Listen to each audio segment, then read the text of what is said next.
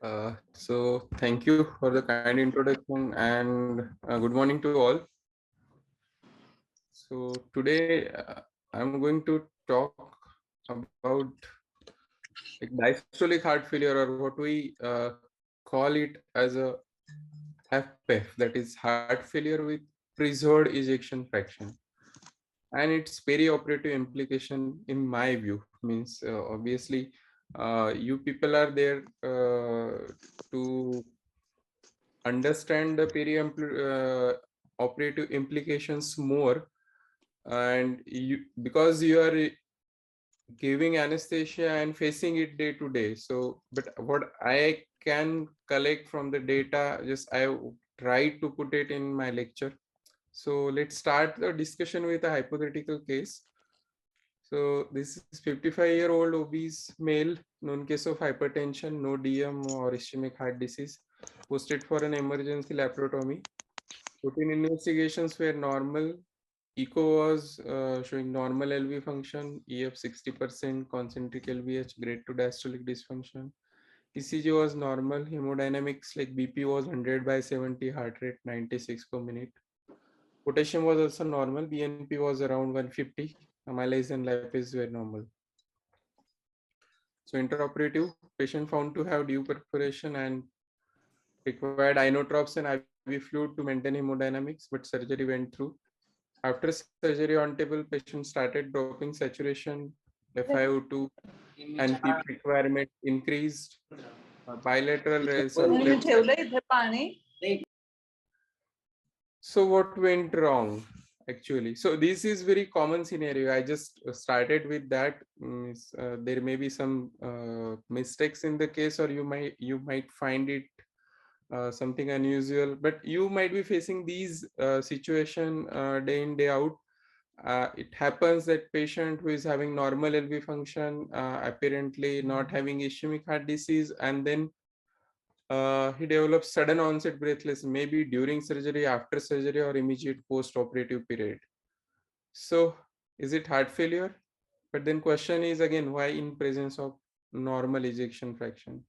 So that is what called is heart failure with preserved ejection fraction, and what we call it as a dark side of the moon means we actually never tried to see on that side, and that's why we generally miss that thing. So heart failure can occur in presence of normal ejection fraction because that is actually a failure to relax, and that's why the feeling of the heart is reduced, and obviously that might cause both things. So if the feeling is reduced, it can cause hypotension and it can cause increase in back pressure causing pulmonary edema. So the both things can happen with heart failure with reduced ejection fraction as well as heart failure with preserved ejection fraction. So let's start with the heart failure. So this is about generalized heart failure, and this is the classification now we follow. uh, we call it a stage A heart failure even if that patient is at risk of heart failure. So patient is not having heart failure, patient is not having any structural abnormality, and but patient having a risk factor for the structural abnormality. So any patient who is having cardiovascular risk factor like hypertensive, diabetes, obesity, so these all patient come under these stage A heart failure. And stage B is a pre-heart failure phase, means that patient is having structural heart disease but not actually a heart failure, but the patient is like patient who is having a diastolic dysfunction without symptoms of heart failure will come under stage B. Stage C is a symptomatic heart failure and stage D is an advanced heart failure. So now this is about a heart failure classification as per ejection fraction. So this has changed, and now there is one new category which is called as heart failure with moderately reduced ejection fraction. So we know HFrEF. HFrEF means heart failure with reduced ejection fraction when LVEF is less than 40%. Heart failure is preserved ejection fraction means ejection fraction is more than 50%. And in between 40 to 50 is what called as heart failure with moderately reduced ejection fraction. So this moderately reduced ejection fraction can have both component. It can have a component of reduced ejection fraction, as well as if those patient or these patients have significant diastolic dysfunction, they can have a component of heart failure with preserved ejection fraction. And in time, due to events or due to medicines, the category can change. So if the patient with ischemic heart disease having ejection fraction 35%, after revascularization and proper therapy, after few months his ejection fraction is 45. So we change it to heart failure with moderately reduced ejection fraction. It is also called as heart failure with improved ejection fraction. So now we'll start with the physiology. So how heart failure sets in with normal ejection fraction. So what is physiology or pathophysiology of HFpEF? So basically it's due to impaired relaxation or reduced compliance of left ventricle, and that result in increased LV filling and ultimately increased LA pressure. So to understand that, we need to go to back to the basics. I think every one of us remember this diagram of cardiac cycle from the our physiology book. And why I put this diagram, because without understanding this, we won't understand how diastolic heart failure sets in. So this black or dark shadow is a systole, and this white one is a diastole. Now in diastole, what happens is there are means first both walls are closed. Here you can see the aortic walls have closed. Mitral walls are already closed because it was a ventricular systole. After ventricular systole are means it's finished, then uh, aortic wall closed. Now this is after that aortic walls close here, and then there is an isovolumetric relaxation phase here. So this isovolumetric relaxation phase means both wall, mitral and aortic walls are closed and ventricle is relaxing. So this is very important because what this causes a negative pressure in LV, and when aortic wall open, that blood from the LA rush into the LV, and that is what called as a first rapid filling phase. When pressure equalizes, that stage is called diastasis. So that is slow filling. So slowly blood trickle into LA and from LA to LV. So here the pulmonary vein LA and LV both are in a conduit position, means they are not contracting, they are relaxing, and blood directly flows from pulmonary veins to LA to LV. And then after that atrial contraction or atrial systole, and that gives a last kick of blood from the LA to LV. So this is how the diastole of the left ventricle goes. So this is not a one stage. Diastole has these three main phases: relaxation phase, first rapid filling, diastasis, and then atrial filling. So this diastasis plays very important role in diastolic heart failure. We'll see how. So what happened? The causes of heart failure with preserved ejection fraction is anything which reduces the myocardial relaxability. So like anything which can lead to significant LVH or left ventricular hypertrophy. Like severe hypertension is the most common cause. It may be a sort of aortic stenosis. It may be some restrictive cardiomyopathy. There are so many causes of heart failure with preserved ejection fraction, and it's a diversified disease. So it's not a single entity. Like when we see HFrEF, so either it is a DCM or it is ischemic heart disease mainly.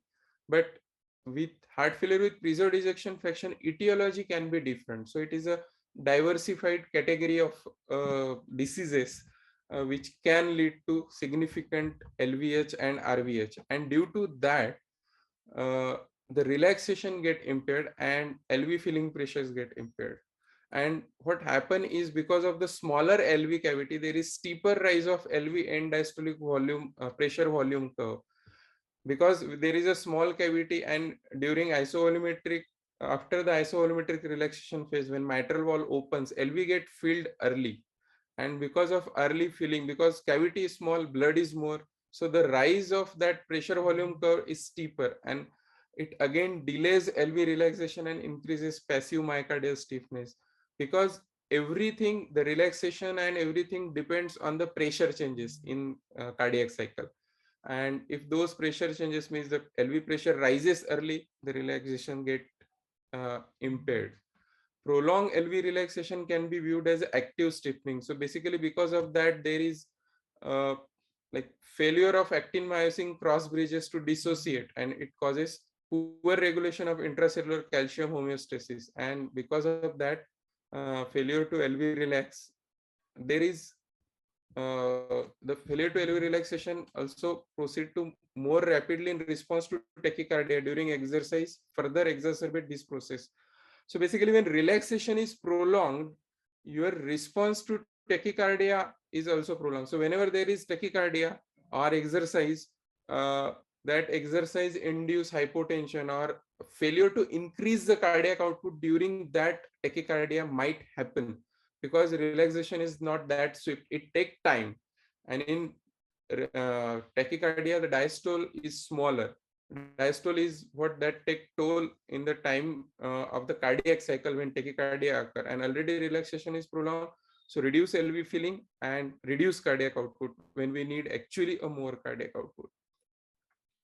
Now, what impact does this cause on LA? So basically, when LV filling pressure rises, what I said in diastasis, actually LA and LV is a one conduit.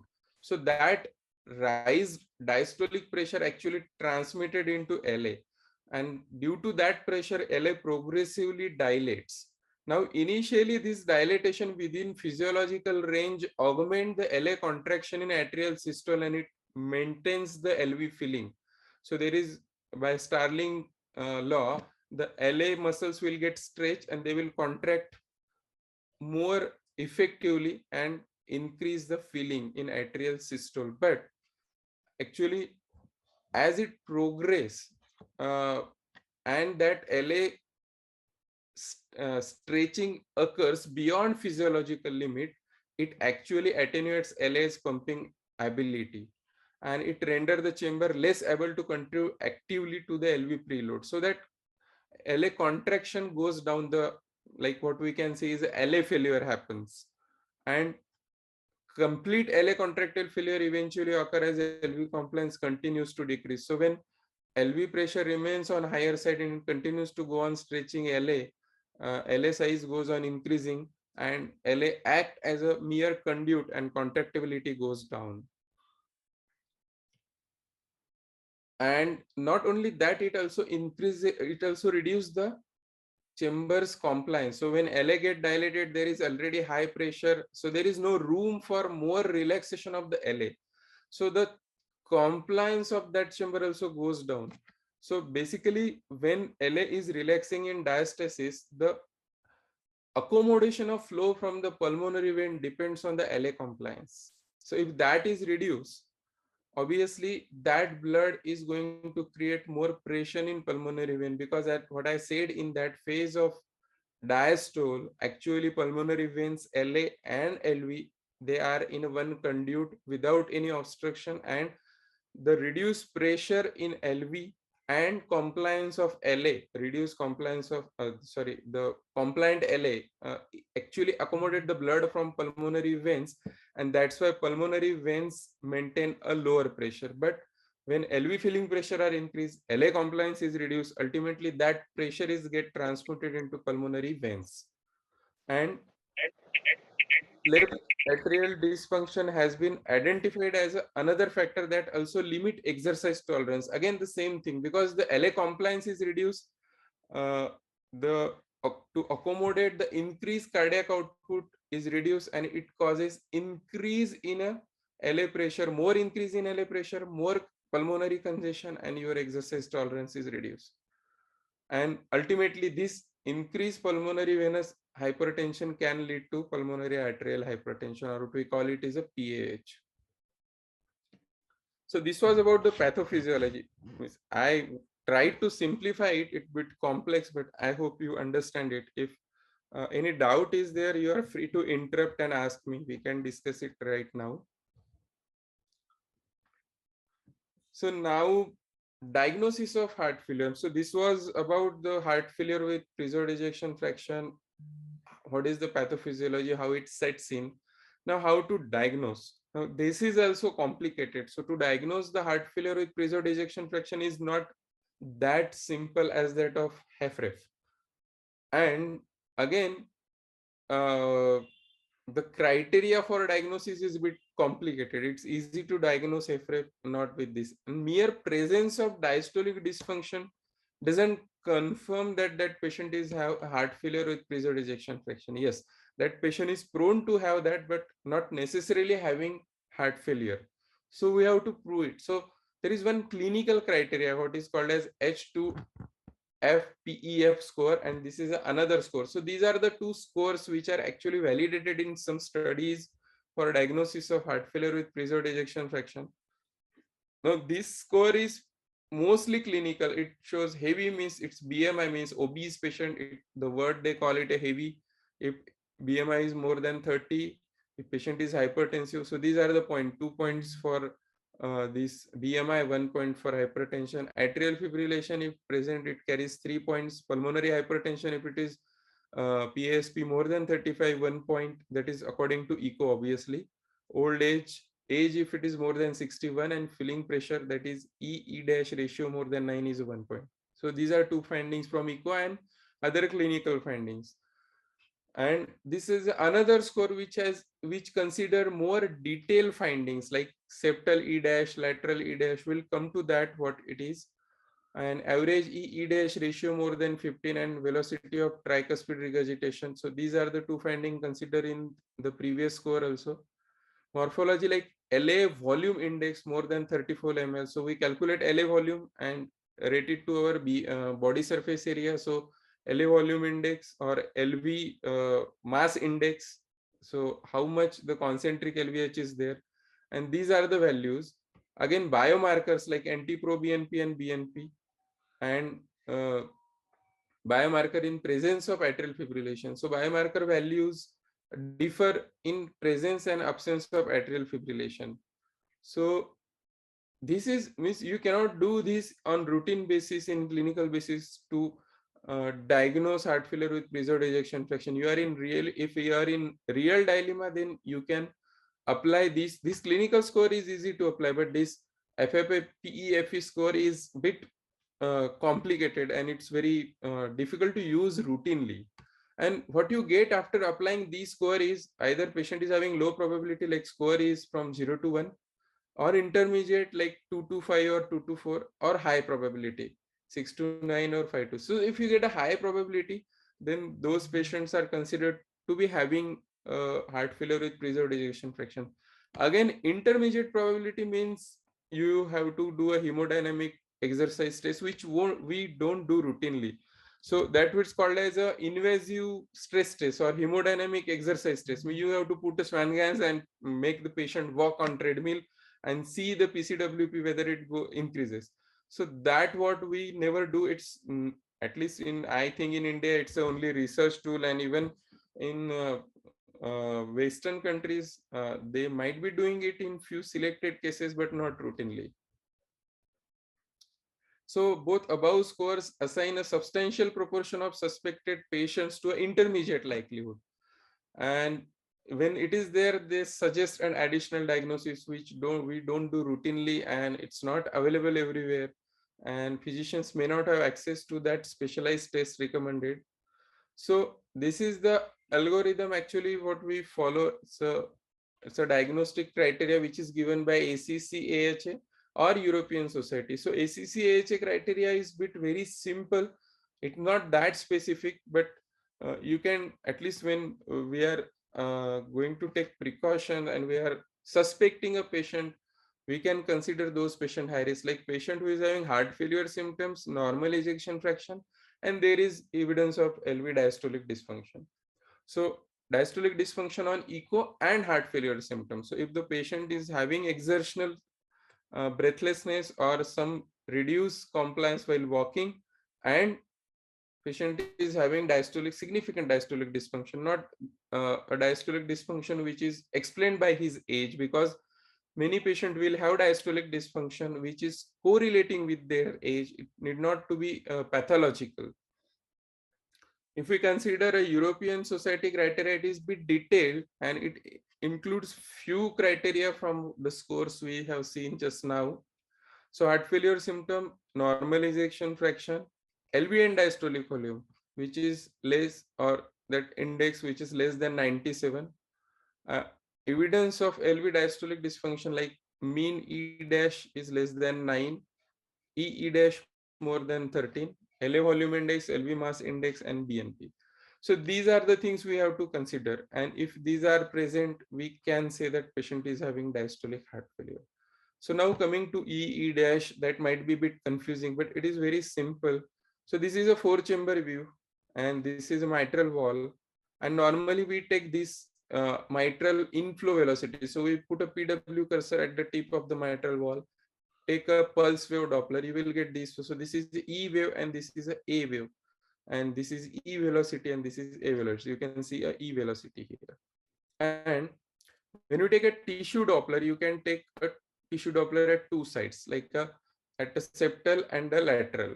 So what we call, we put a PW cursor on the myocardium at the lateral mitral annulus and at the septal mitral annulus. And we take a Doppler of the tissue. Now this is the inflow velocity of the blood. So this is the velocity of the blood. And this is the tissue Doppler. So these are the velocities of the tissue.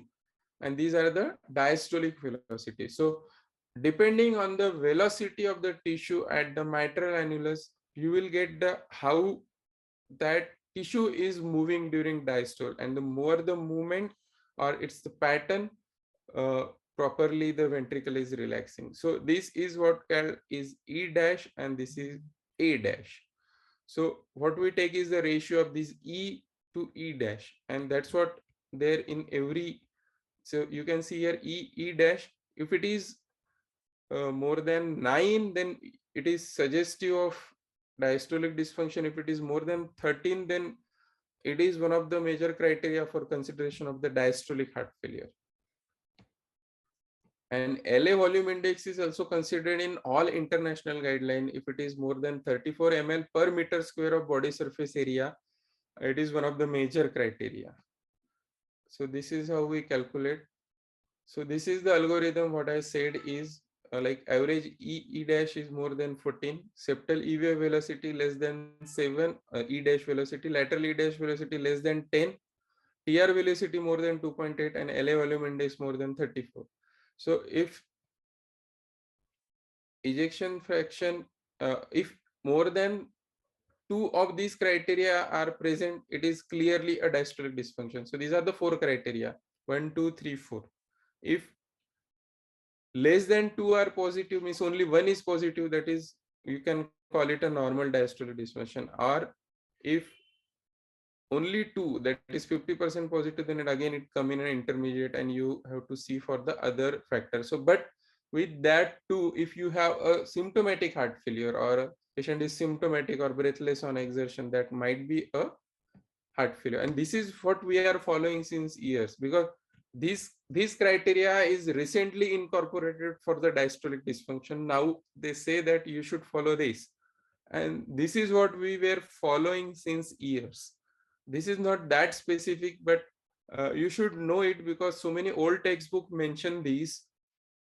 So these are again mitral inflow velocity. So these are these what we see, which we have seen in this diagram. We put a PW cursor over mitral wall and take mitral blood velocity of the mitral at mitral inflow in diastole.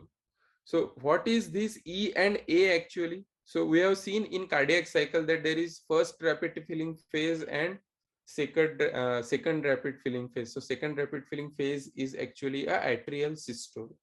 So when mitral wall opens after isovolumetric relaxation phase, the blood rushed into the LA from LV. So this the mitral wall will open. After isovolumetric relaxation, blood will go from LA to LV. So that first phase will be demonstrated by E, this E wave. Then both will be in diastasis. So that period is this. there would be a slow transition of blood from LA to LV. And then there will be a LA systole. So LA will contract, and again the velocity of the blood through mitral valve will increase, and that is A. So these two actually represent two stages of the diastole: early rapid filling phase and late rapid filling phase. And that's how the pattern. So when the LV is stiff, actually this velocity will go down, and but the LA contractibility is preserved, so A would increase.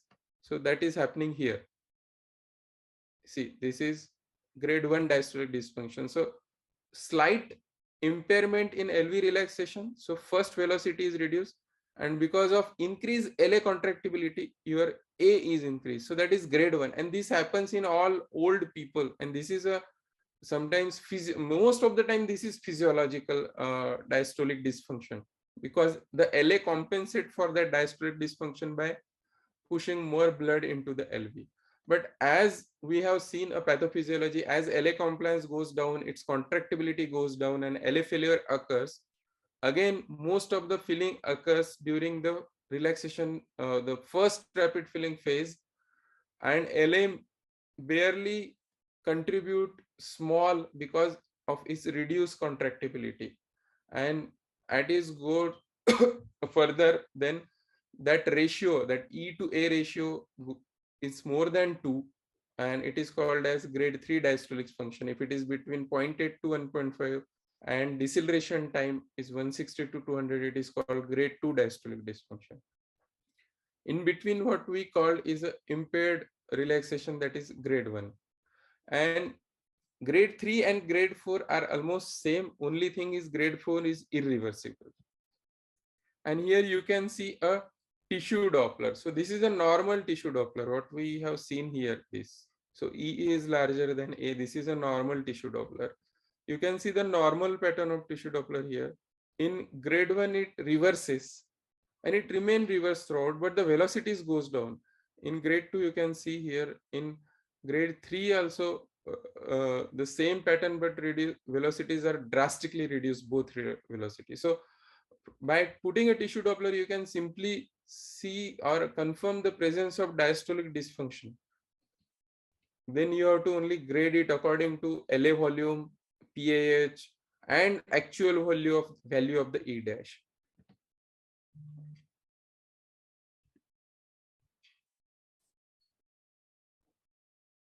So now how to quantify the grading from these? So this is now a modified thing where, like, when EA is less than 0.8 and E velocity is less than 50, so then it's a normal left atrial pressure, and it is like a grade 1 diastolic dysfunction if you see that pattern on the inflow velocities. Then if EA velocity is less than 0.8 and but E velocity is more than 50, then you have to see all those things. We have already discussed these things. And if only if two criteria are satisfied, then again it is a grade 2 diastolic dysfunction. If two criteria are negative, means only one positive, then it is grade 1, and two are positive, then again it's an intermediate. But if E is more than 2 and all these criteria are satisfied, then grade 3 diastolic dysfunction. So that's how we see. So now we do not label it grade 2, grade 3 merely on the mitral inflow velocity, but you have to consider E dash, PAH, and LA dilatation. So these are the three things you have to consider. So we should always look into the LA size in echo when we consider a diastolic heart failure patient. So this was about pathophysiology and how we diagnose the diastolic heart failure. Now, coming to perioperative implications. So what is the importance of these findings? Means now you, as you also practice a cardiac anesthesia, you are well versed with all those things, but I'm just revising. So when patient is under general anesthesia, and if we want to assess a tissue Doppler, then we have to assess it from the lateral mitral annular tissue velocity, because it is most independent measure in diastolic evaluation. So intraoperative, if you want to see whether the more deterioration is there, so then we should use lateral mitral annulus, not a septal mitral annulus.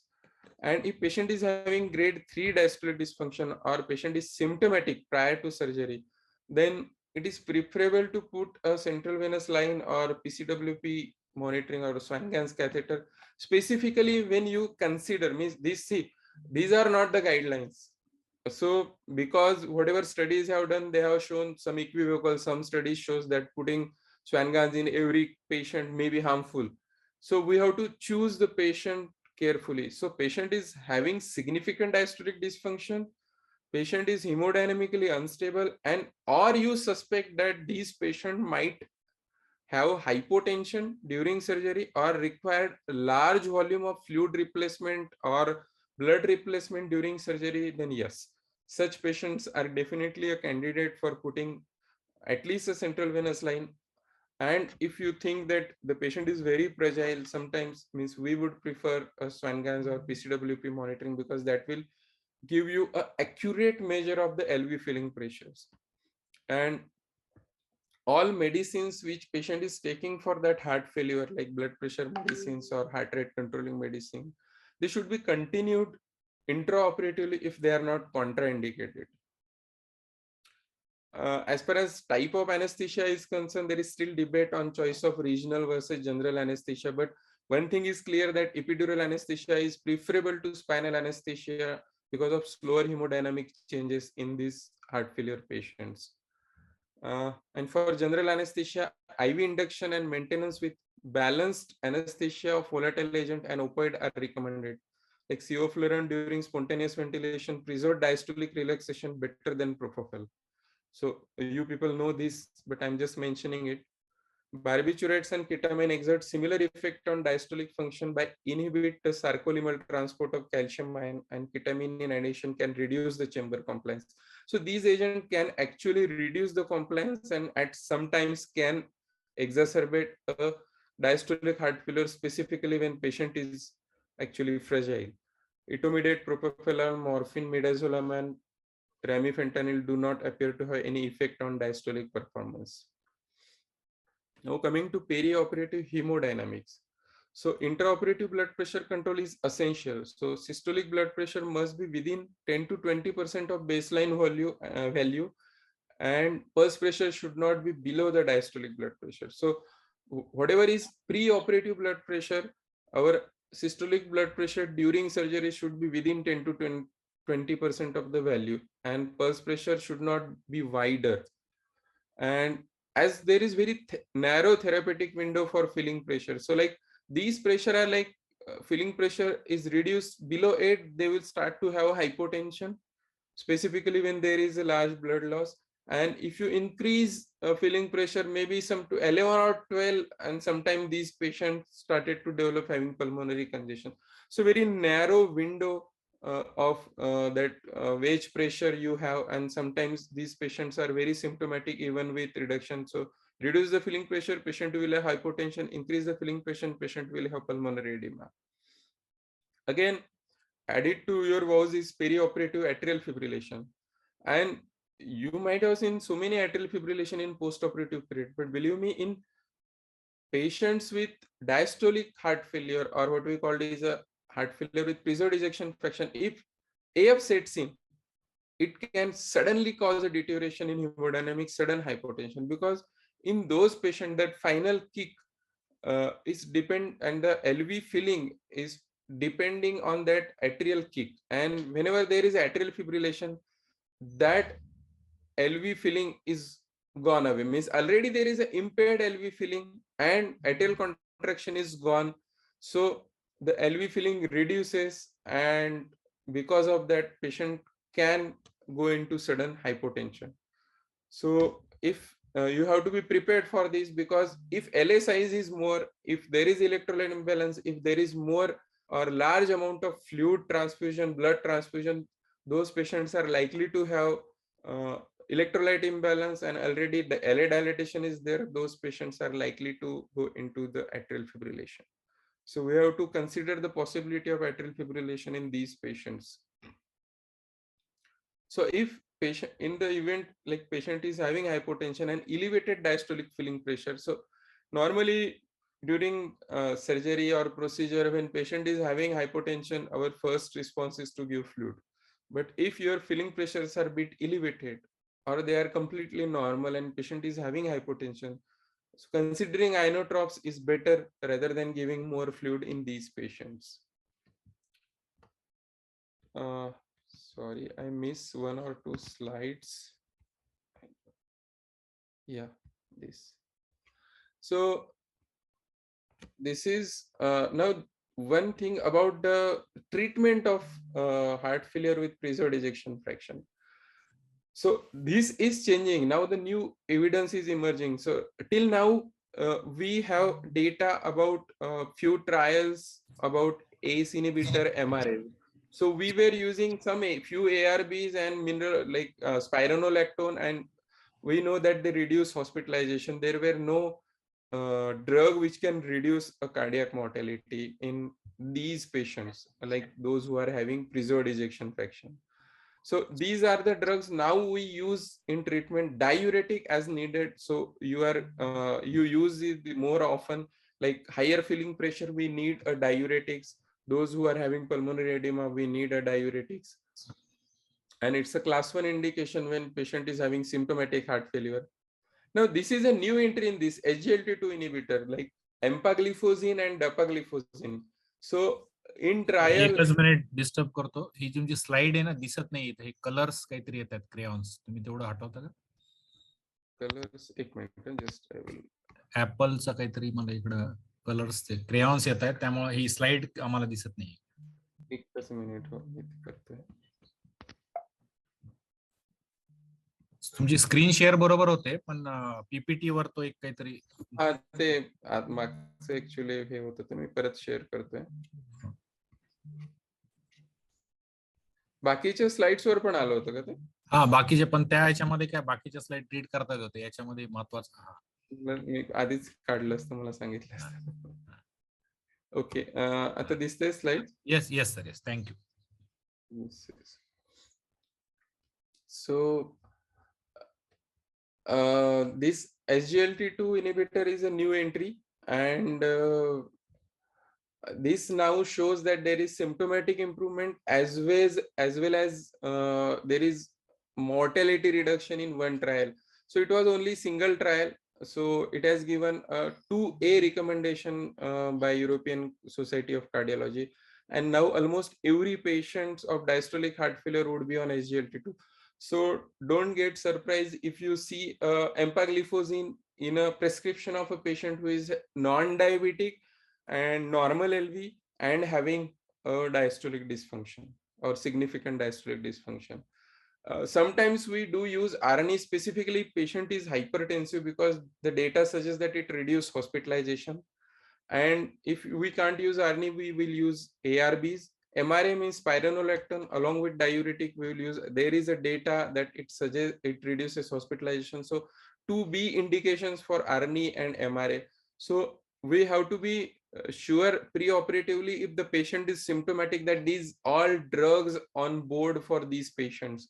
If these drugs are not on board, then we have to really think that whether this patient is optimized, whether the blood pressure is controlled, and then we have to actually optimize. We have to send back the patient to a clinician, and we have to optimize the medicines and therapy and blood pressure, and then reconsider the patient for the surgery unless until it's an emergency surgery.